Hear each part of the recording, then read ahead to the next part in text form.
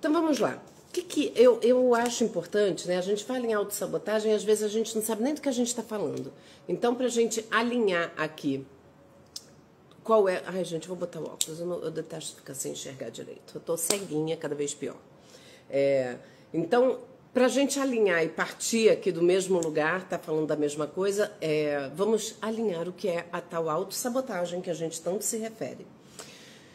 Autossabotagem é quando nós mesmos criamos as dificuldades e os obstáculos para alcançar aquilo que é bom para a gente, que a gente almeja, que a gente deseja e é aquilo que vai fazer bem, né? Nós somos os nossos maiores inimigos nesse sentido, né? Então, infelizmente, isso é uma coisa comum. Às vezes pode ser de forma consciente, às vezes é inconsciente. Então, eu vou trazer aqui para vocês entenderem melhor, eu vou procurar trazer exemplos e situações para vocês saberem do que eu estou falando, né? Então, é isso. Lembrem também de mandar aqui coraçõezinhos e coisinhas para eu entender que vocês estão me entendendo, tá? Então, quando a gente fala da autossabotagem, que é esse fenômeno psicológico, né, que faz a gente estragar a nossa própria felicidade. Por que a gente faz isso? Né, o que acontece, né? Como que eu vou primeiro perceber o que é autossabotagem? A primeira coisa que eu acho que é interessante pensar é se você é aquela pessoa que tem na tua cabeça que tudo de errado acontece comigo, já é um sinal estranho para a gente desconfiar. Porque coisas acontecem na vida de todos nós, né? Problemas, perdas, sofrimentos e dores acontecem na vida de todo mundo, né? O sofrimento faz parte da existência humana, já dizia Viktor Frankl. Então, isso faz parte da natureza humana. Agora, por que na minha vida eu tenho essa sensação de que dá tudo errado o tempo todo? Né? Isso já é uma coisa de eu causar um estranhamento. Por que dá tudo errado comigo? Por que é sempre comigo? Será que tem um dedo meu nisso que contribui para as coisas se desalinharem aí? Né? Então, eu percebo a autossabotagem de maneira consciente às vezes, por exemplo... boicotar o meu crescimento profissional por insegurança, né? Deixar de investir em alguma coisa no meu crescimento profissional por medo de falhar, por medo de dar tudo errado. As pessoas que seguem com aquela síndrome do impostor, né? Achando que não vão descobrir que eu sou uma grande fraude, eu não sou essa pessoa capaz que as pessoas acham que eu sou, né? E aí elas acabam boicotando, não participando de maneira consciente, por exemplo, de um processo seletivo dentro da empresa. Né? Isso pode ser um boicote extremamente consciente, né? A gente tem medo de determinadas situações, tem medo de falhar, tem muita relação com insegurança, e aí a gente evita situações que vão deixar a gente numa situação de vulnerabilidade na nossa cabeça. Então isso é um auto-boicote consciente, assim, eu estou impedindo o meu crescimento. Existem outras autossabotagens mais inconscientes. Por exemplo, aquela pessoa que estuda muito e se prepara para fazer um concurso ou uma prova muito importante e no dia da prova não acorda.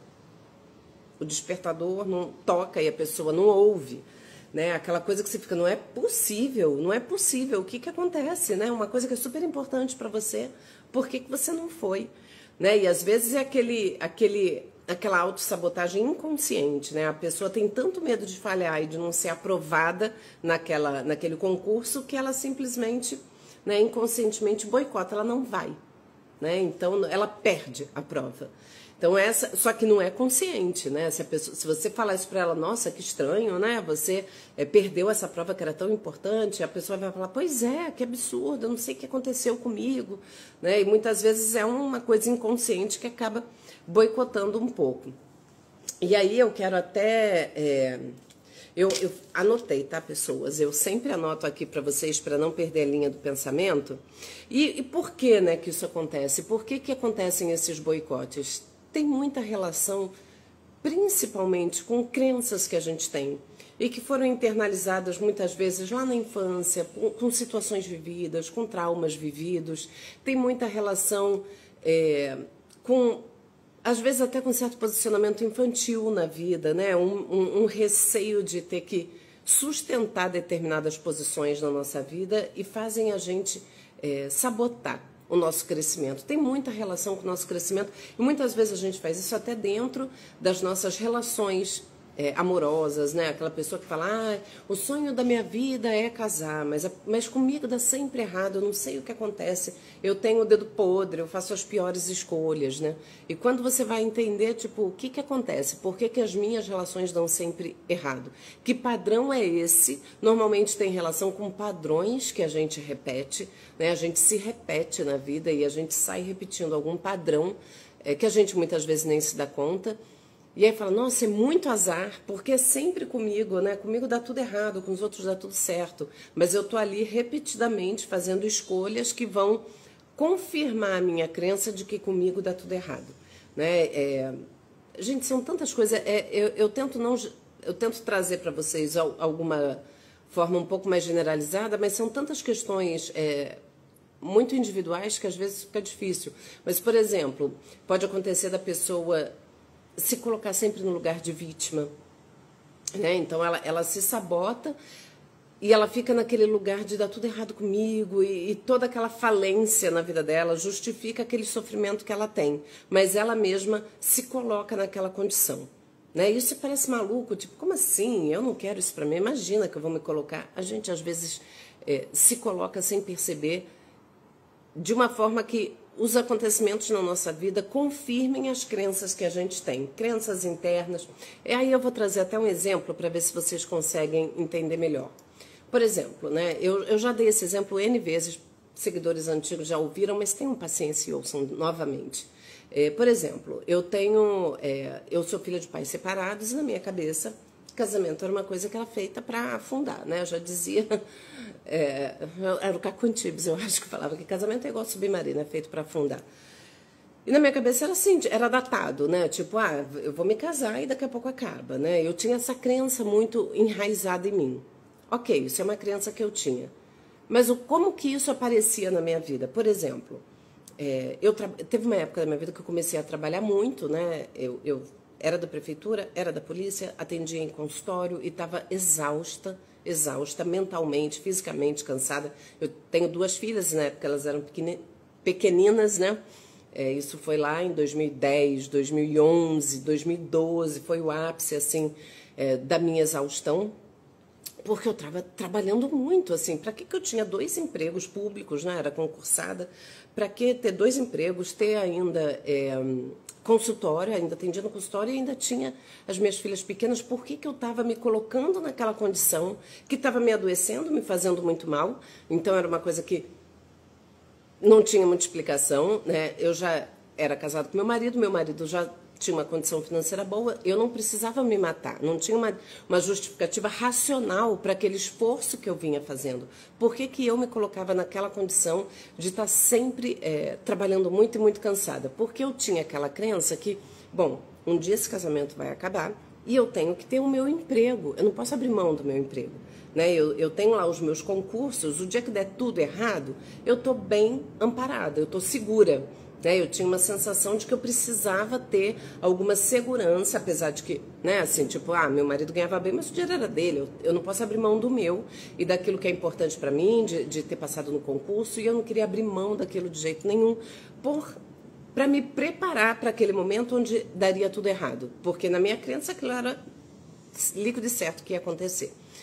Por outro lado, eu estava como em casa? Completamente exausta, sem paciência, Tipo, eu chegava em casa, minhas 2 filhas pequenas, uma com 5 anos, outra com 2, assim, o que sobrava de mim para dar atenção para o meu marido? Quase nada, eu estava muito cansada, muito focada em trabalhar e cuidar das minhas filhas, assim, é aquela fase que a gente fica realmente muito exaurida.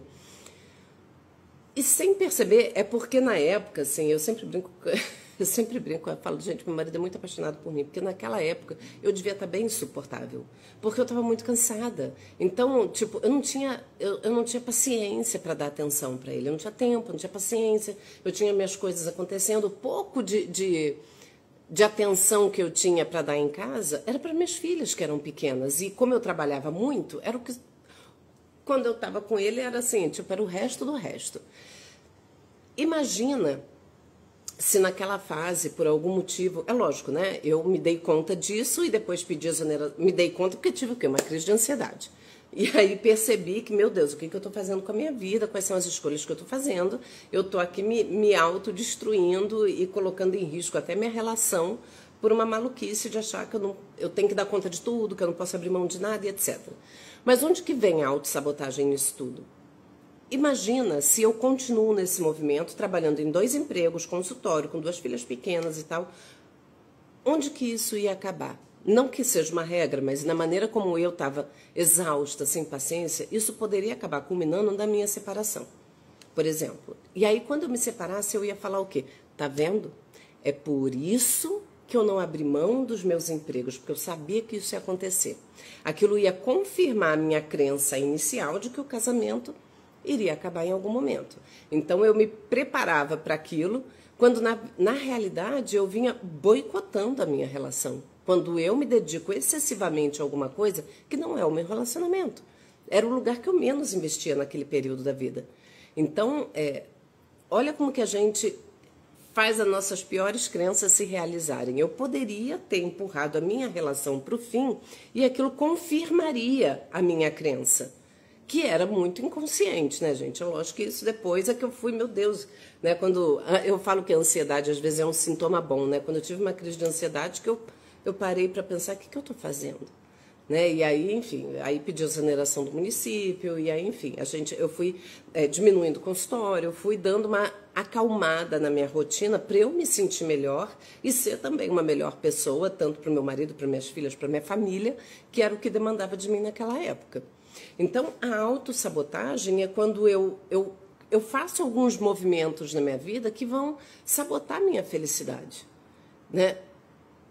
E de uma forma que eu não tenha muita clareza, né? Na verdade, eu vinha quase realizando aquilo que eu mais temia, né? Eu tinha tanto receio daquela situação, né? Um dia vai chegar, vai acabar tudo e eu tenho que estar pronta para esse dia, que eu fui empurrando a minha relação para um buraco, né? Sorte que assim, isso nunca nem chegou, nem perto disso, né? Na época eu tomei consciência, mas a coisa poderia caminhar para essa confirmação da minha crença. Eu estaria sabotando a minha felicidade naquele relacionamento, porque aquilo era muito claro, né? Então, esse é um exemplo, né, de como que eu posso sabotar. Tem outros exemplos. Eu tenho um paciente que é inteligentíssimo, inteligentíssimo, o cara é pós-doc, engenheiro, blá, blá, blá. E ele tem muito a síndrome do impostor, muito, eu trabalho muito isso com ele. Hoje ele está muito melhor, mas ele teve momentos assim de duvidar muito da própria capacidade, né, de se sentir muito desconfortável em situações de trabalho, né? Até hoje ele sente, né, em algumas situações, já vem automaticamente aquele pensamento de, meu Deus, né, será que vão descobrir que eu não sou essa pessoa tão capaz quanto eles imaginam que eu seja, né?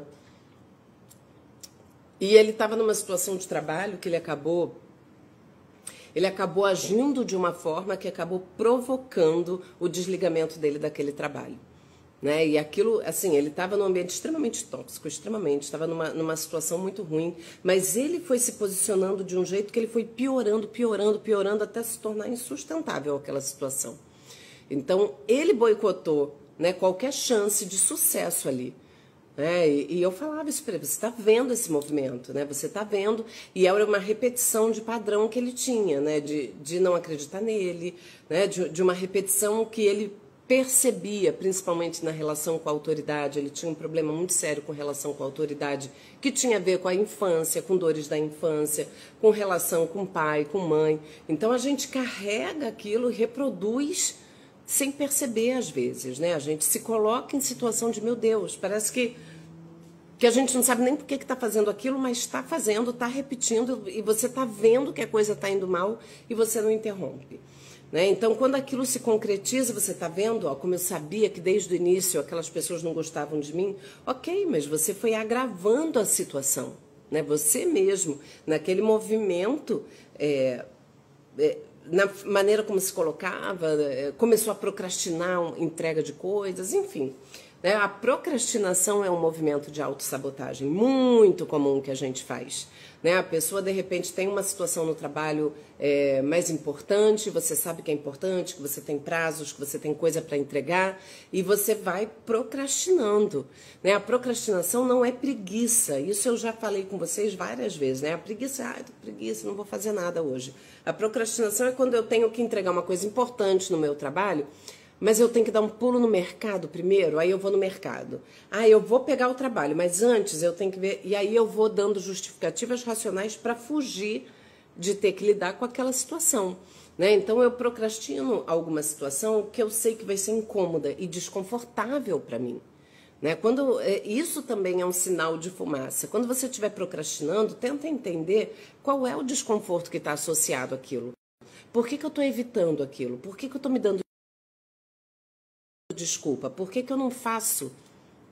Eita, gente, deu uma travadinha aqui para mim. Voltou. Por que eu não faço aquilo que eu sei que é importante que eu tenho que fazer? Né? Isso vale para tanta coisa, para tanta coisa.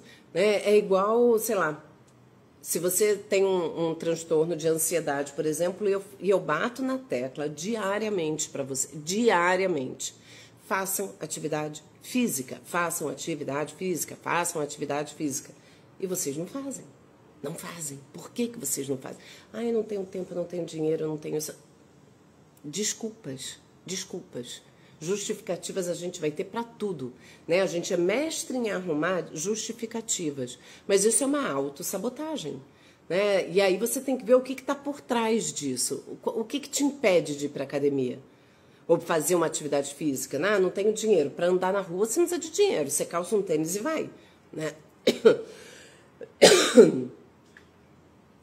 O que está te impedindo? Né? E é difícil, porque a gente tem uma tendência a repetir padrões. Né? Observa, quando você vai... sei lá, a gente tem um hábito de entrar numa sala de aula e sentar na mesma carteira sempre.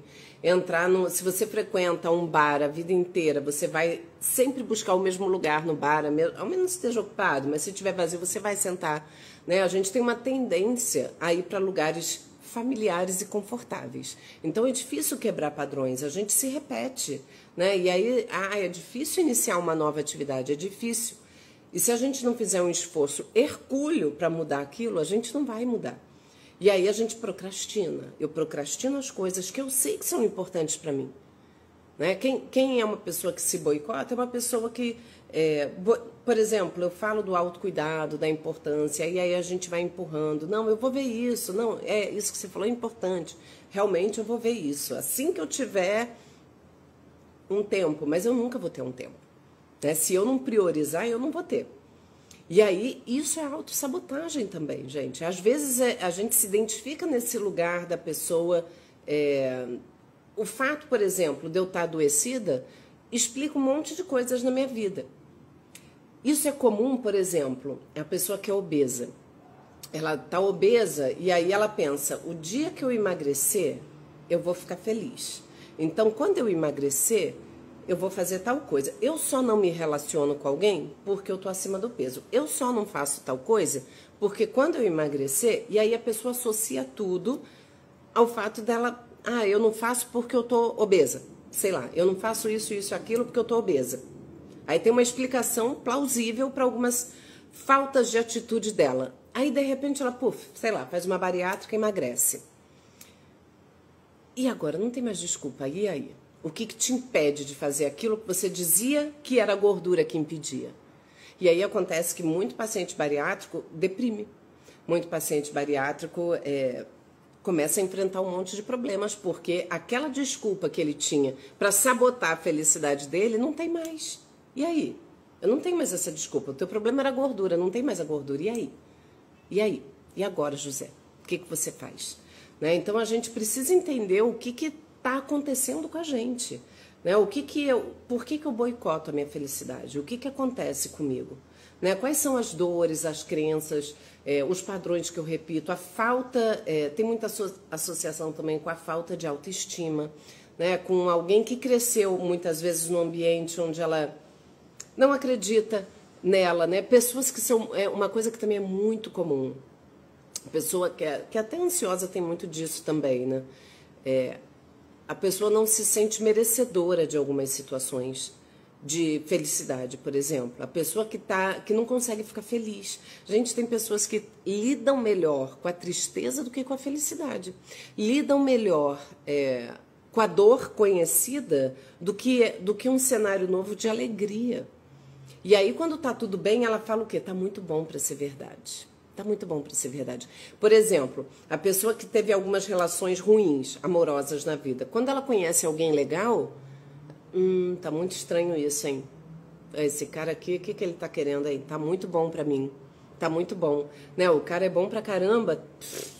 Já tô vendo. Já vou descobrir um podre.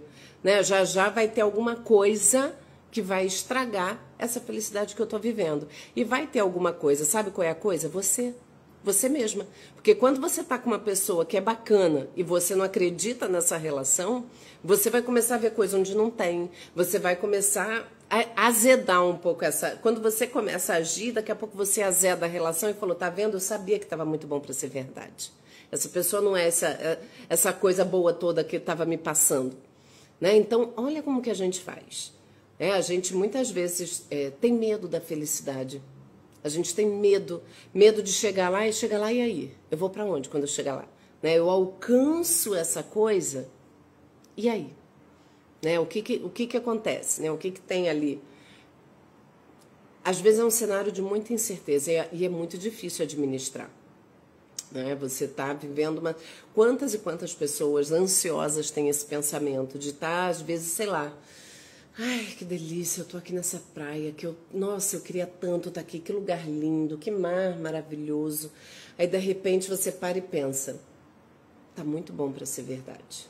Vai chegar alguma coisa para estragar minha alegria. Isso é um pensamento altamente sabotador. Por quê? Porque vai chegar e já chegou alguma coisa que vai estragar a tua alegria daquele momento, que é esse pensamento de que as coisas estão muito boas para ser verdade. Que as coisas... É como se você não fosse merecedora daquele momento maravilhoso, aí você vai lá e azeda aquele momento. Você mesma joga água ali naquela coisa, você começa a não ficar mais confortável. Você mesmo já gera aquela situação quando você fica... Ai, tá muito bom para ser verdade, gente. Tô até com medo. Né? Tem gente que tem medo da sensação de estar bem. Ai, tá muito bem aqui, né? Eu tô achando que é o juízo final. Acho que daqui, ó, eu morro. Porque tá muito bom isso aqui. E é muito louco isso, porque a gente acaba estragando a nossa felicidade. A gente estraga os melhores momentos quando a gente vem com esse pensamento que sabota aquilo que a gente está vivendo. Então, autossabotagem está relacionada a isso tudo. A procrastinação, sinais comuns. Eu até anotei aqui, ó, procrastinação recorrente. De vez em quando, todo mundo procrastina, por isso que é recorrente. Procrastinar é do ser humano, gente. A gente sempre vai evitar aquilo que é mais custoso, né? Se custa nossa energia, nosso tempo, nosso dinheiro, a gente vai evitar. Né? Então, mas se isso é muito recorrente a ponto de trazer prejuízo, principalmente com tarefas importantes, a autossabotagem está por aí, né? Autocrítica exagerada e sensação de não merecimento, que eu acabei de falar. Né? Comparação constante que gera sentimento de inferioridade. Também é uma maneira da gente se sabotar, né? A gente está muito bem, mas a gente está sempre se comparando com quem está melhor. E aí aquela sensação de que eu poderia ter de estar bem, eu já acho que eu não estou. Porque eu estou sempre vendo quem está melhor. E eu falo isso sempre para vocês. Sempre vai ter alguém mais bonito, mais inteligente, mais rico e mais interessante. Sempre. Sempre. Então, se a gente tomar esses parâmetros para ficar se medindo o tempo todo... só para reforçar essa sensação de que a gente não é bom o suficiente. Isso é péssimo. Negligenciar o autocuidado, né? Uma autossabotagem gigantesca. Né? Quando a pessoa está em sofrimento, ela não está bem, aí você fala, por que você não procura terapia? Por que você não faz atividade física? Por que você não cuida da alimentação? Por quê? E a pessoa não sabe nem dizer, não, eu vou. Mas ela não vai. Ela não vai.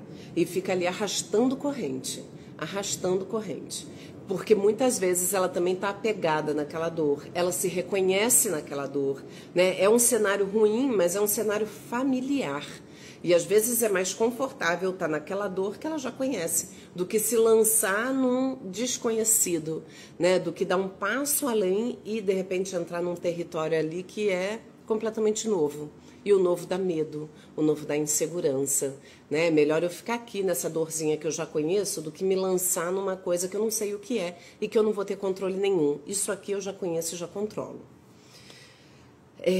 Outros pontos, dificuldade em aceitar elogio ou reconhecer conquistas pessoais, né? Aquela pessoa é a síndrome do impostor, né? Eu tô sempre desmerecendo, né? Eu não acredito, né? Se de repente alguém te elogia, você, ai, que isso? Não, ai, você achou? Não. Você já começa a achar estranho, que estranho, porque aquela pessoa tá me elogiando, né? A gente desconfia, né? A gente, deve estar querendo alguma coisa. Por que tá querendo alguma coisa? Por que você não é capaz de acreditar que realmente a pessoa está te elogiando porque ela pensou aquilo sobre você? Seja você é inteligente, é engraçado, é bonito, não importa. Medo excessivo do fracasso, né? Isso aí tem tudo a ver com o que eu acabei de falar. Evitar desafios ou oportunidades por medo de errar. Isso é uma autossabotagem, como eu falei lá no início, né? Quando eu comecei a falar, a pessoa que de repente não se candidata para uma promoção no trabalho, por um processo seletivo, onde ela vai passar por avaliação e julgamento de outras pessoas para avançar na carreira. Então ela tem medo de passar por aquilo ou de não passar, então ela nem tenta. Eu não vou nem tentar, porque, sei lá, vai que dá tudo errado, a gente fica meio nervoso, dá um pouco de medo, né? E aí a pessoa recua. Manter-se em situações ou relacionamentos prejudiciais por acreditar que não merece algo melhor. Também tem isso, né? Pessoas que, eu acabei de falar, né? Daquele lugar que é dolorido, mas você já conhece, né? Pra que eu vou tentar uma coisa completamente nova? E se não for tão bom, será que aqui não é melhor desse jeito mesmo, que eu já sei como é que é? E aí a vida passa e a pessoa não sai do lugar. E aí, como que a gente pode fazer para superar isso, né? Já que vocês entenderam, tantas são as formas possíveis da gente boicotar e procrastinar e sabotar a nossa felicidade. E agora? Agora, o que eu faço? Primeira coisa, e que não é fácil às vezes, é reconhecer os padrões autossabotadores. Eu preciso perceber que eu estou me sabotando. Como que eu posso perceber, Adriana? Quando você começa com esse discurso, porque está tudo dando errado para mim? Por que só eu que não alcanço as coisas? Por que eu repetidamente me relaciono com uma pessoa? Uma vez eu tive uma paciente no posto de saúde que falou, nossa, eu dei muito azar, você não vai acreditar. Eu casei 3 vezes e os 3 maridos eram alcoólatras. É muito azar. Gente, é muito azar. Ou ela inconscientemente escolhe um padrão para se envolver e é um padrão que vai levar ela a um nível de sofrimento que ela já conhece e que de alguma forma ela se mantém presa nisso, né? Então, perceber esse padrão, né? Um padrão que se repete, não é possível que você tenha tanto azar, né? O raio caia tantas vezes no mesmo lugar, né?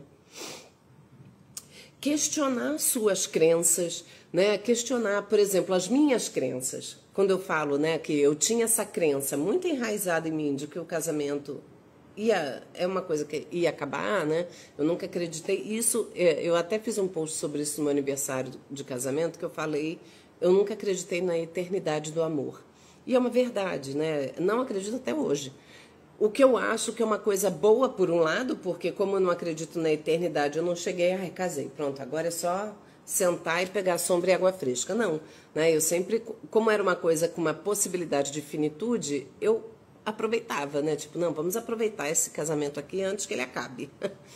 Mas o que me faz hoje, né, que eu já tenho 22 anos de casada, é pensar essas crenças, né? Como que eu questiono isso, né? Essa crença, ela é baseada na minha relação ou num padrão aprendido lá atrás? Na minha referência de relacionamento, que era dos meus pais, que era um relacionamento péssimo, né?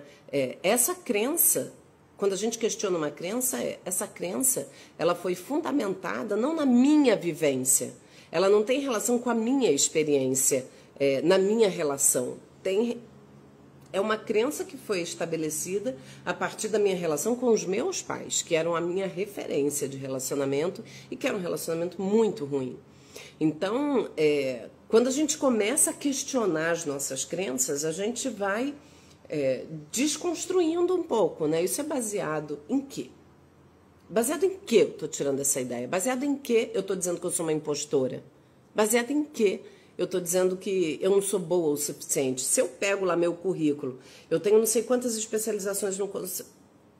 né? Tive tantos XYZ de emprego, por que que eu não acredito em mim ainda?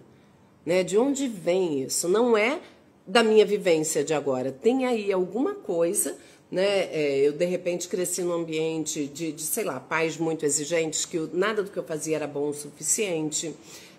Ou, de repente, eu mesma tenho uma autocrítica excessiva. Eu estou sempre não reconhecendo as minhas pequenas vitórias. A gente precisa olhar para isso de perto. Uma outra forma de superar isso é defina metas claras e realistas. É claro, né? Você não vai estabelecer para você um ideal que está completamente longe da tua realidade, porque senão você estabelece uma coisa impossível e aí é claro que aquilo vai dar errado e você vai estar vendo, ó, infelizmente eu tentei. Não, não tentou. Você estabeleceu para você um parâmetro, um ideal, um objetivo que é fora da realidade. Então não adianta, né? A gente tem que trazer para nossa realidade. Eu acho que isso é importante. Deixa eu só beber uma água. A gente manter sempre os nossos pés aqui fincados na realidade, olhando para aquilo que a gente tem, né? Para onde a gente quer chegar, de que forma que a gente vai chegar, né? Qual é o processo, o passo a passo para alcançar aquilo que a gente deseja. É importante a gente contextualizar um pouco essas coisas, não ficar preso em situações passadas, ou vivências, ou traumas infantis lá, e nem também ficar, sei lá, alucinando de que você vai traçar coisas que são impossíveis de serem alcançadas para você naquele momento e depois você, tá vendo? Ó, como nada dá certo, eu queria tal coisa e não alcancei. Quando na verdade não, você estabeleceu uma meta irreal, né? Desenvolver autocompaixão e autoconfiança, eu tenho falado muito sobre isso, né? Por que que a gente é tão cruel com a gente, né? Por que que a gente é um juiz tão duro? Por que que a gente se coloca para baixo? Por que que a gente não reconhece as nossas conquistas? A gente olhar para as nossas limitações, aceitar os nossos erros, acolher os nossos erros, né? A gente tem que começar a substituir essa autocrítica excessiva para um olhar mais positivo da gente mesmo, né? A gente, muitas vezes, a gente se ressente de não ser validada em algum ambiente, seja por pai, mãe, marido, filho, ou sei lá, ambiente de trabalho, mas será que eu me valido? Será que eu me dou crédito? Será que eu sou a pessoa que falo, pô, mandei bem, cheguei onde eu queria, né? Olha só que coisa bacana que eu fiz, né? A gente tem muitas vezes uma tendência a minimizar as nossas vitórias e a maximizar os nossos fracassos, né? Do tipo, mas isso aí, né? Eu falo, é o toque de Midas ao contrário. Parece que tudo que eu toco vira coisa ruim, né? Ao invés de tudo que eu tocar vira ouro, tudo que eu toco perde o valor, né? Do tipo, não, mas eu enfim alcancei determinada coisa. Aí você fala, mas aí qualquer outra pessoa no meu lugar alcançaria. Mas isso também não é tão difícil assim. Quando você chega naquele lugar, você desvaloriza. Mas isso aí, qualquer pessoa alcança. Gente, não, né? Reconheça as suas vitórias, reconheça que você tem os seus desafios e que você alcança muita coisa, ou até pequenas coisas, né? Aquela pequena vitória diária que a gente precisa comemorar internamente, né? Não é para expor para o outro e nem esperar que o outro bata palmas para você, mas que você possa reconhecer as suas vitórias. Isso é maravilhoso. Uma outra coisa é buscar ajuda profissional, né? Quando a gente não percebe, não consegue dar conta, não consegue enxergar determinadas coisas, a gente tem que procurar ajuda profissional, né? Fazer terapia o autoconhecimento, ele é muito libertador. Quando a gente se conhece, quando a gente se percebe, quando a gente conhece nossos pensamentos, nossas emoções, nossos sentimentos. Essa semana mesmo, eu tenho uma paciente que ela sempre fala, agora que ela já está comigo, deve ter uns 3 anos, pelo menos. Nem sei, mas já tem muito tempo.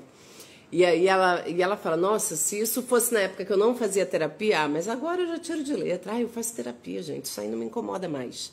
É tão legal, porque isso é real. Ela fala, nossa, eu já me preocupei muito com isso no passado, mas agora isso não me afeta mais. Não é que os acontecimentos vão parar porque você fez terapia. A vida continua, as coisas continuam acontecendo. Mas a gente já não se afeta da mesma forma. A gente já consegue ali administrar muito, muito melhor. Aprender com os fracassos, né? Você encarar o teu erro, o teu fracasso, a tua dificuldade como uma oportunidade de aprendizado mesmo, e não como uma confirmação da sua incapacidade. Tá vendo aí? Eu errei porque eu sabia que eu era ruim nisso. Eu não sou essa pessoa boa que todo mundo acha que eu sou. Não. Não é você pegar o teu erro e fazer ele confirmar que você realmente é uma pessoa ruim. É o contrário, é fazer do erro, só erra quem faz. Eu falei isso essa semana para uma paciente, falei, só erra quem faz. Nunca errou é aquele que não fez. A gente erra, faz parte, gente. Só aí tem jeito, não. Né? É tentar tirar um aprendizado. Putz, errei, o que eu faço? Né? Como que eu vou lidar com isso? Tentar reparar meu erro na medida do meu possível e tirar um aprendizado e bola pra frente. É assim que a gente evolui na vida, não tem outro caminho. Não existe evolução e crescimento sem passar pelos tropeços. Não existe. A gente evolui a partir do nosso erro. Então, evitar o erro é você evitar teu crescimento. É um fato. Bom, deixa eu só ver se tem mais alguma coisa aqui interessante. Eu falei, né, sobre essa questão da gente estar... E aí, né, por que a gente sabota a nossa felicidade, então, né? O que a gente pode... fazer, né? A gente sabota porque a gente tem essa coisa de repetir os padrões, a gente busca constância na vida, né? A gente busca isso, isso é familiar, isso é uma coisa que é confortável pra gente mentalmente falando, mas por isso que eu sempre falo que nem sempre a felicidade está nos caminhos fáceis, né? Às vezes os caminhos são tortuosos e a gente não pode deixar de caminhar por isso. Às vezes o mais fácil é aquilo que está mais à mão, é continuar no mesmo, é não buscar ir além, né? E não é ir além no sentido do coach, não, vamos lá, tomar banho gelado, não é nada disso, né? Mas é que pra gente se desenvolver, a gente tem que se lançar na vida, né? A gente não pode permitir que o nosso presente fique colado naquele passado. A gente muda o tempo todo, né? Então, ainda que hoje eu tenha a sensação de repetir alguma coisa que aconteceu lá atrás, nunca é uma repetição completa, porque eu tenho um padrão que eu busco, mas eu não sou a mesma. A gente vai sofrendo pequenas modificações diariamente, a partir dos encontros, da vivência, da experiência. A gente vai mudando. Tanto que a gente não percebe essas micromudanças, a gente só percebe num espaço de tempo maior, né? Se você pegar e olhar 5 anos atrás, você fica, nossa, 5 anos atrás, olha meu cabelo como estava diferente, nossa, 5 anos atrás eu estava fazendo tal coisa, olha isso, há 5 anos atrás foi quando teve a pandemia, gente, tem 5 anos já a pandemia. É muito louco, né? Parece um pesadelo aquilo que a gente viveu. Então, nós não somos os mesmos, a gente vai mudando o tempo todo. Então não adianta a gente querer se prender a um padrão, né? Assim, a gente muda apesar da gente. A diferença é que quando a gente tem essa consciência, a gente pode dar a direção para onde a gente quer ir, né? Então você pega ali no controle e vai levando para os caminhos que você quer na tua vida. Então, a gente tem que pensar sobre isso, né? A gente tem que se permitir ser feliz.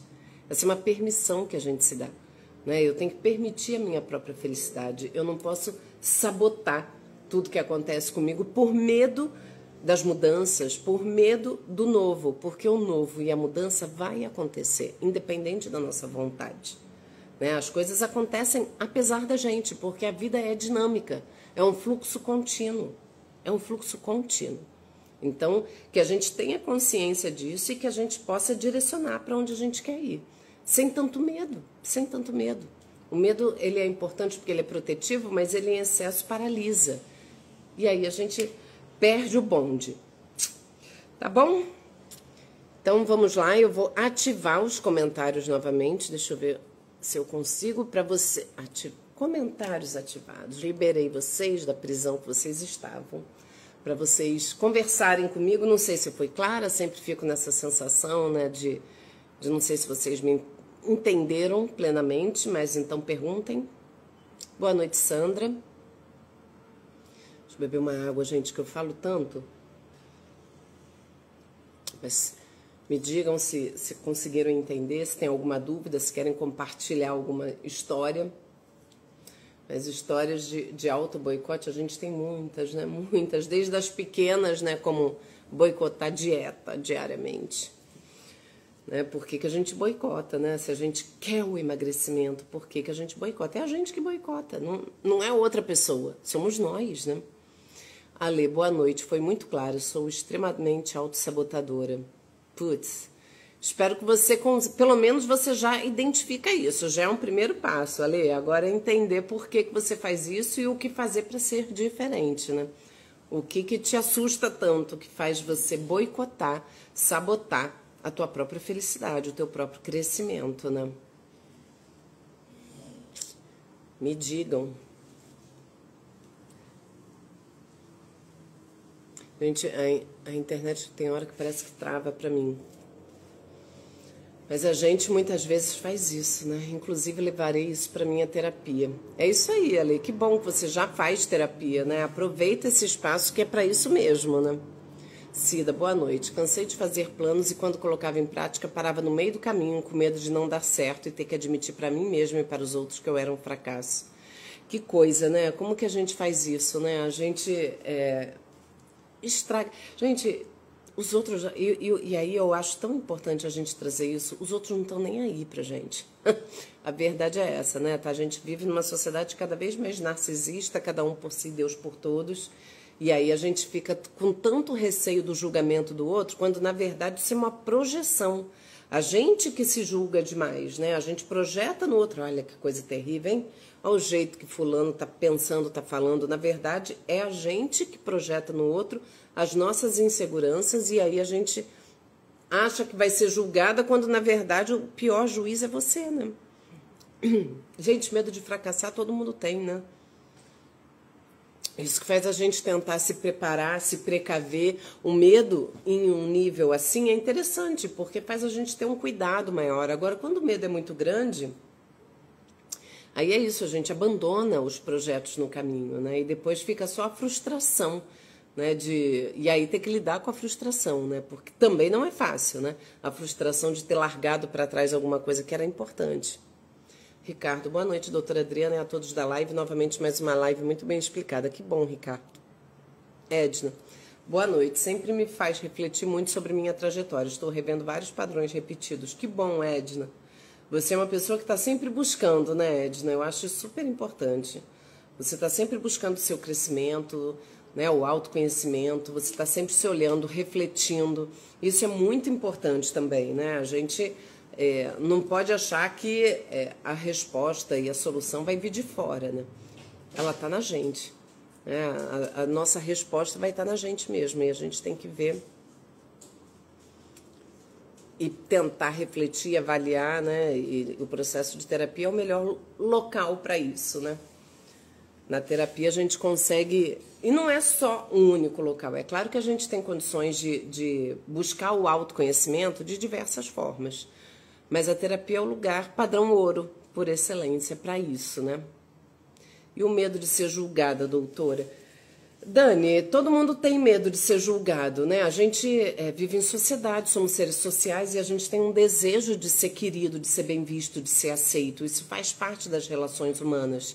Mas a gente não pode deixar que isso determine completamente as nossas ações. A gente tem que eleger algumas pessoas, poucas, que são importantes na nossa vida, que realmente a gente tem uma relação de amor e confiança, para ouvir essas pessoas. O resto, gente, a gente tem que trabalhar as nossas inseguranças, senão...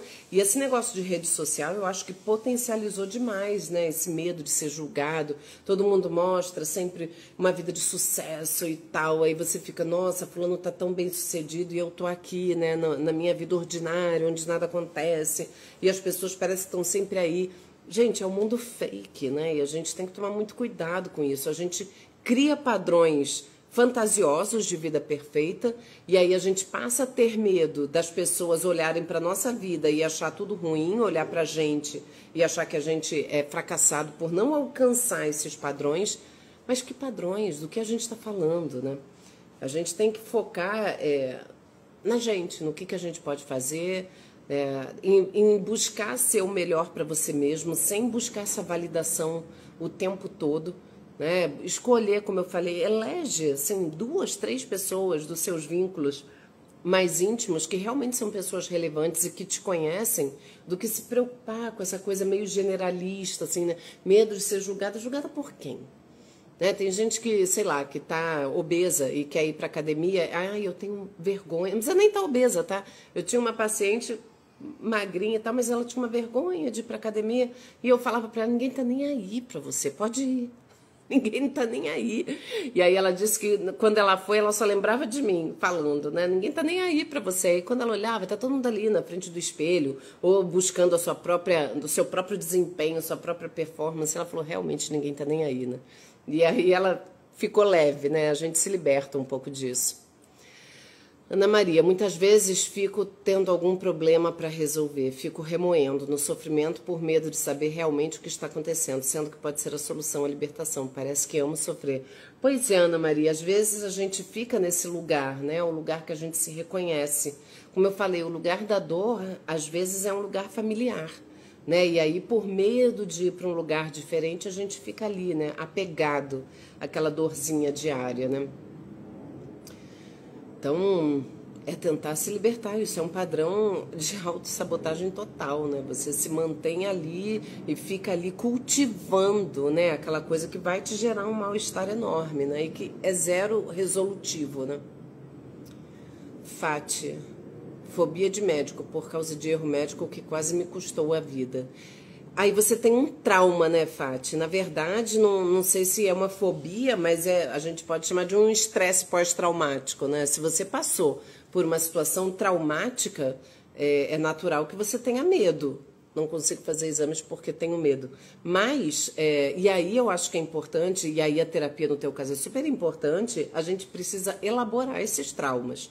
Não é porque aquilo aconteceu lá atrás que isso vai acontecer novamente, né? Claro que isso vai te fazer ser mais criteriosa, mais cuidadosa, vai ter um pouco mais de medo, mas isso não pode te impedir de fazer, né? Você precisa superar esse trauma. Eu falei isso, né? O teu presente não é uma repetição de uma história que aconteceu lá atrás e você segue repetindo, não é. Cada situação é uma, né? Infelizmente, erros médicos acontecem, alguns a gente não toma nem consciência, nem sabe o que acontece, né? Simplesmente acontece.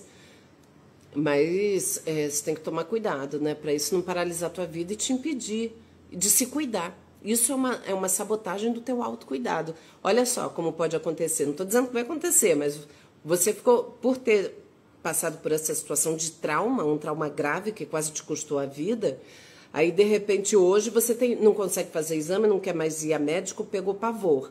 E aí você possivelmente vai ter algum problema de saúde, todos nós temos, né? Somos vivos, a vida está aí pulsando, inclusive para adoecimentos possíveis.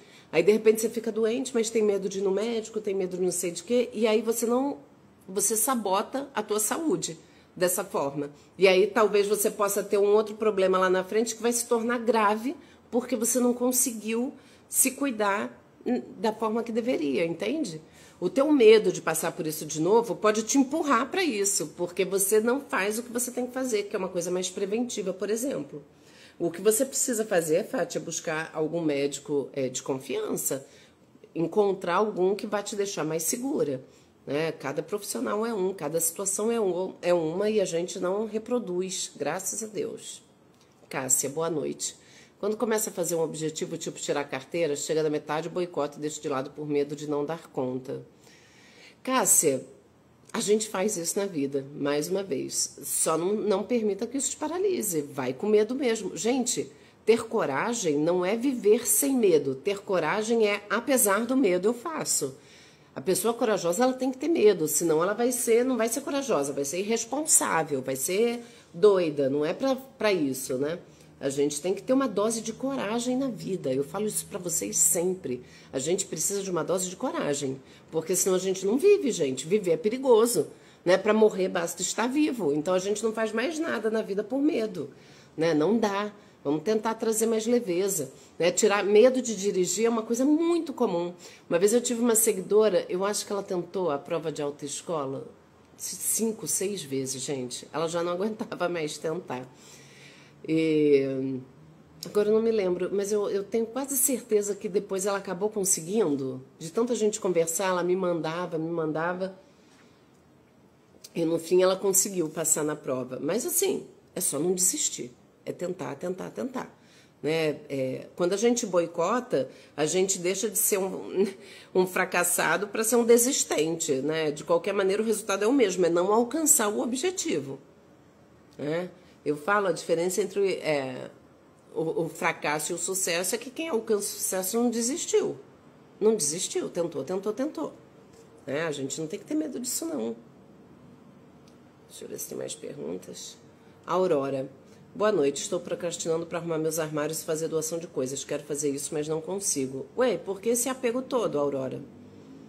Porque o apego é apego com as tuas coisas, para que você quer doar, mas talvez não queira tanto, né? Ou o que é que está por trás disso, né? Eu acho que isso é importante você tentar entender, né? Por que está procrastinando isso, que é uma coisa aparentemente banal, né? O que isso representa para você, o que tem aí envolvido que está te impedindo.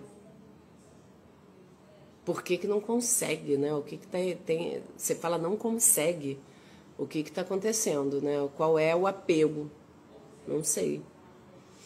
Ana Maria, faço terapia, mas não vejo mudança em mim. Como saber se estou evoluindo? Você faz há quanto tempo, Ana Maria? Terapia é um processo, né? E ele depende também do teu engajamento, né? Eu acho que a terapia ela vai trazendo resultados. Mesmo eu tenho uma paciente, por exemplo, que começou, ela está no 2º mês. Uma paciente querida, muito, muito querida. E ela estava até falando assim na última sessão, ela falou: nossa, Adriana, eu já estou me sentindo tão melhor. Eu estou aliviada. Pelo menos esse alívio a gente sente. Né? E depois, é lógico, vai elaborando e vai. Depois essas pacientes que já estão comigo há mais tempo já estão, brilhando, né? Já estão num outro momento. E mantém a terapia. A terapia não é só para quando a gente está sintomático. Né? A terapia, eu faço terapia e não estou sintomática. Eu vejo a terapia também como um momento de autocuidado, que a gente para refletir, que a gente se organiza, sabe? Deixa eu dar uma olhada aqui. Não, uma vez por semana tirar 1 horinha para a gente poder olhar, sabe? Organizar os pensamentos. Hoje mesmo uma paciente para mim: nossa, Adriana, graças a Deus que a gente tem terapia hoje, eu tô com a cabeça tão bagunçada que eu preciso me organizar, né? Porque quando ela vai falando, ela vai se organizando, né? Até para me contar o que está acontecendo, a pessoa tem que minimamente se organizar, então isso é muito bacana. Sandra, como faço para perder vergonha de tudo? Sandra, é vergonha ou é ansiedade social? É timidez? O que é? Porque a vergonha, ela está associada a muita coisa. É só uma timidez ou tem a ver com uma ansiedade social de você ficar desconfortável excessivamente? Você se sente ansiosa em situações sociais com outras pessoas, né? Ou é vergonha de quê, né?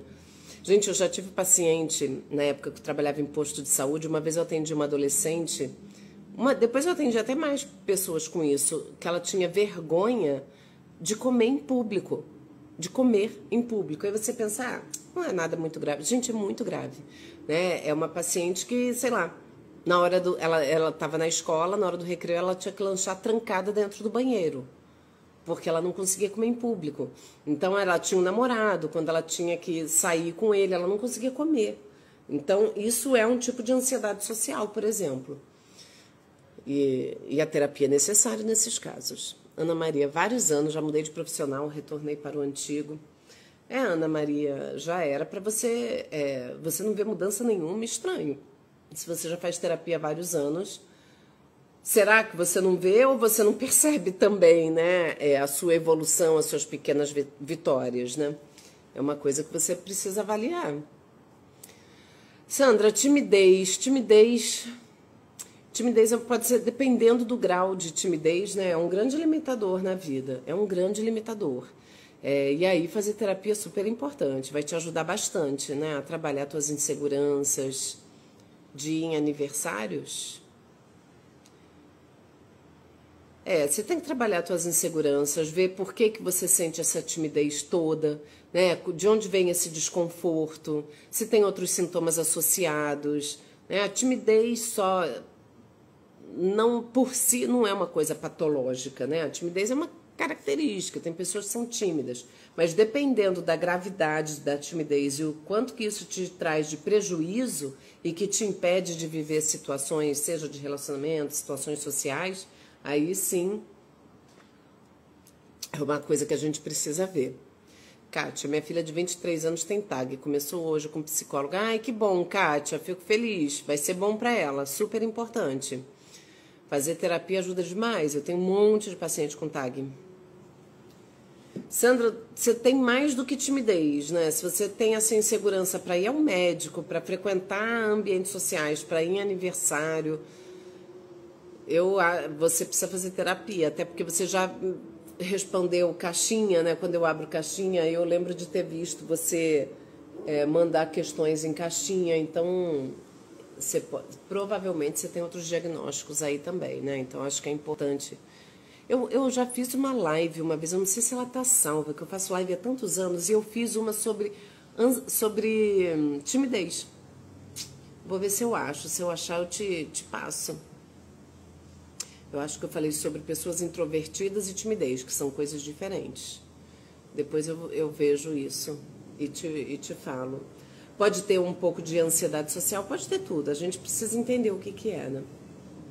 Cida, quero te pedir para, se for possível, não deixar de postar no YouTube. Às vezes eu vou lá para rever suas lives. Sim, Cida, vou ver. A de hoje provavelmente vai estar lá, tá? É porque eu tô pensando no futuro aí de fazer uma outra coisa. Mas por enquanto eu ainda tô postando lá. Eu fico até com pena. Gente, se vocês olharem reels antigos meus, na época que o Instagram era IGTV, não tinha reels, tinha IGTV. Eu deixava as lives salvas no Instagram. Então, se você pegar e entrar lá na abinha de reels e passar, lá para trás, vocês vão ver que tem lives inteiras no reels. Que era o antigo IGTV, né, que acabou. Ricardo. Doutora Adriana, conheço um casal que estão noivos há anos, se dão super bem, mas quando chega na hora de marcar o casamento, a moça procrastina. Ela pode ter tido algum trauma no passado e trava ela? Pode ter várias questões, Ricardo. Normal não é. Como assim noivo há anos, né? Vai arrastar isso até quando, né? O que está acontecendo, né? O que está impedindo ela de concretizar esse casamento, né? Quais são as inseguranças, o que está acontecendo? É importante que ela veja isso. Pode ter tido algum trauma, mas pode ser alguma coisa de agora, né? Enfim, ela tem que ver isso. Normal não é, gente. A gente tem que pensar assim, não é possível, né? A pessoa noiva há anos noiva. Até porque para chegar a noivar já tinha um período de namoro antes, né? O que está acontecendo ali, né? E até quando ela vai procrastinar isso, né? Gente, fazer terapia, assim, é um caminho que é super importante, que ajuda demais, né? A pessoa se organizar, a pessoa entender, se entender, perceber esses padrões, perceber por que a gente está evitando alguma situação, seja ela qual for, né? Seja uma timidez excessiva, seja procrastinar um casamento, é mais do que procrastinar, né? Ela está realmente numa coisa de evitação, né? O que está acontecendo.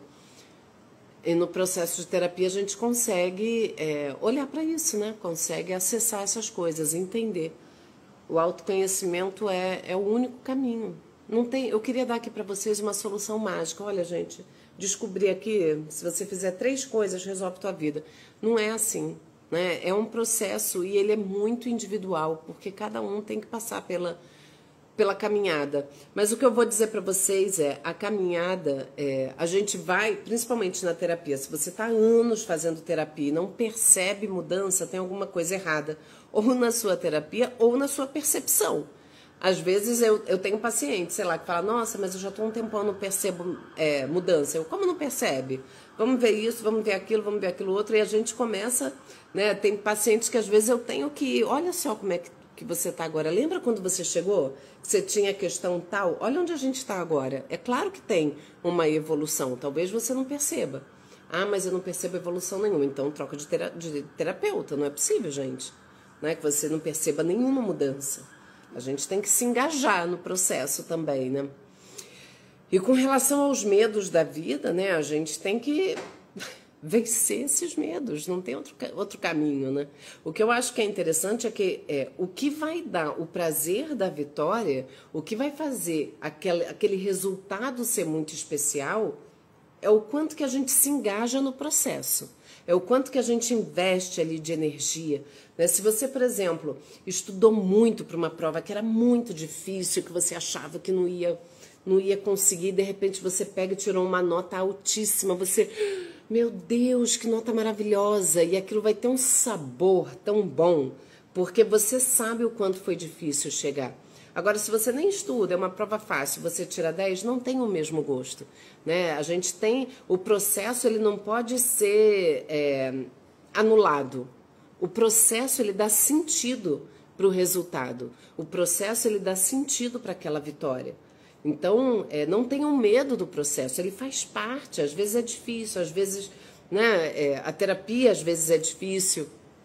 Eu já tive paciente que teve momento da terapia, e é uma paciente que está comigo há anos, muito querida ela também, e teve uma época que ela falava assim, nossa, ela me chama de Dri, nossa, Dri, eu não queria vir para terapia hoje, eu estava pensando em você como se fosse uma dor de dente. Às vezes não é gostoso, mas é super importante e é de um crescimento maravilhoso. Então, entendam isso, né? Edna, suas lives são tão ricas, está de parabéns, sempre clara. Obrigada, Edna. Ana Maria, o psicólogo dá conselhos ou só ouve? O fato do paciente falar, ele próprio já entende seus problemas? Não é conselho, porque a gente sempre fala, se conselho fosse bom, a gente não dava, vendia. Não é conselhos, mas orientações, sim, né? Assim, tem um feedback ali, né? Pelo menos, assim... Gente, assim, cada psicólogo é de um jeito, né? Mas eu, por exemplo, eu dou muito feedback para os meus pacientes, eu dou um retorno, assim, eu não fico ali só ouvindo, principalmente, gente, paciente ansioso, não tem como. Né? O paciente chega cheio de ansiedade, fala, eu não vou ficar só ouvindo e no final... ficamos por aqui. Não tem como, né? Tem um feedback, tem um acolhimento, tem uma orientação ali, isso com certeza. E é claro, né? O paciente, na medida em que vai falando, ele vai elaborando e vai tendo... Tem pacientes que têm mais insights, tem outros que têm menos, alguns precisam de um pouco mais de ajuda, outro um pouco menos, mas a gente tem que estar presente ali. O processo é dos dois, né? O psicólogo e o paciente andam ali de mãos dadas, né? Ricardo, a minha vida evoluiu muito depois das suas lives. Eu consigo tomar decisões importantes e significativas na minha vida. Você é um anjo de Deus, com certeza, viu? Ricardo, eu fico tão feliz de ver você falando isso, porque é só uma live, né? É só informação. Mas eu aprendi aqui com vocês, a partir dessas falas de vocês, que a live não é terapia, mas ela pode ser terapêutica, se eu uso como ferramenta na minha vida. E aí esse uso é de cada um, né? Pode ser que alguém escute e só fale, legal, isso que ela falou, e no dia seguinte já esqueceu. E tem pessoas que escutam e tomam aquilo e, sabe, fazem aquilo acontecer na vida. Que bom que você é um desses. Kátia, ou com um profissional, temos que ver isso também. Minha filha parou de fazer terapia por isso. Profissional, no fim, tratava como amiga, conversa de amigos, deixou de ser profissional e paciente. Pode acontecer, né? Se isso acontece, aí realmente tem que interromper, né? Psicólogo não é amigo, não é. Apesar da gente ter um engajamento afetivo com os pacientes, é diferente do lugar de amigo. Né? Então, se perde esse efeito terapêutico, aí não faz sentido continuar, né? É isso, gente. Mais alguma questão? Alguém tem alguma dúvida? Quer falar alguma coisa? A gente já conversou bastante. Não, meu Deus, 9h10 já. Nós estamos há meia hora aqui só respondendo pergunta. Bom, já conversamos bastante. Quem chegou depois, a live deve ficar salva lá no canal do YouTube. E depois, né, ao longo da semana, provavelmente semana que vem, sei lá, eu espero até domingo estar postando lá. Eu aviso vocês nos meus stories quando eu for postar a live no YouTube, eu aviso. Quem perdeu, assista lá. Eu sempre falo isso para vocês, né? Até quem assistiu, muitas vezes assiste de novo, porque a cada vez que a gente vê, a gente vai ali, elaborando, vai ali processando e vai escutando de uma forma diferente a cada momento da nossa vida, né? Então, assistam lá depois. Lady, obrigada pela live. Não, peraí, gente. Oi, Leide, quanto tempo? Você é sensacional. Obrigada, querida. Ale, obrigado pela live. De nada, querida. Elaine, obrigada, você é maravilhosa. Gente, mil beijos pra vocês. Obrigada por tanto carinho. A nossa troca aqui é muito rica e também me engrandece muito. Vocês tenham certeza disso. E a gente se vê daqui 15 dias. Um grande beijo pra vocês. Um bom resto de semana. Até a semana que vem.